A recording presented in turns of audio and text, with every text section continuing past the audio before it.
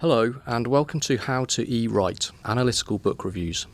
The purpose of writing an analytical book review is to demonstrate your ability to read a book and critically interpret its content, including the author's arguments by presenting your own position or stance and using evidence to support it. The evidence generally comes from the book itself or from academic experts on the book or the field. The first step in planning your analytical book review is to go over the assignment guidelines to be sure of your instructor's expectations.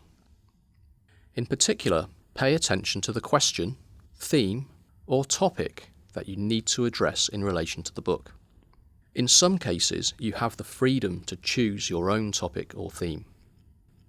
You should then read the book carefully with the question, theme, or topic in mind and take notes. Hopefully by the end you will have formulated your own stance or position.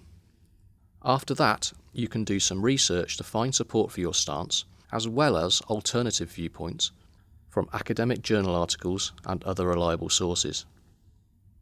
In doing such research, you might end up adjusting your initial stance.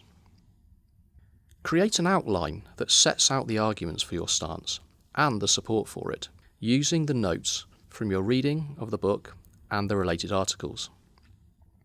Now, you're ready to write your first draft of the analytical book review. What's the typical structure of an analytical book review? Well, it resembles the structure of an academic essay, with an introduction, body paragraphs, and a conclusion. However, the content of these sections in the book review has some unique features. In the introduction, you should present readers with the question or theme and briefly describe why it's important.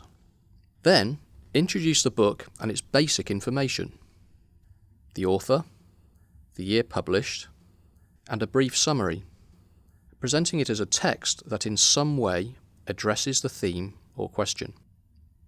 You should then end your introduction by putting forth your stance in a thesis statement. Some assignments ask you to provide a longer summary of the book, or one or more of its chapters. Such a summary might come after the introductory paragraph, or be embedded within the relevant body paragraphs. In the body paragraphs, you put forward the major points in support of your stance, usually 1 point per paragraph. You should explain the main point of the paragraph and support it with quotes or paraphrases from the book itself, as well as with citations from academic sources.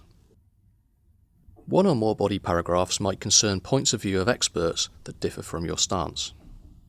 You should summarise each alternative viewpoint and then discuss to what extent you disagree with it and why.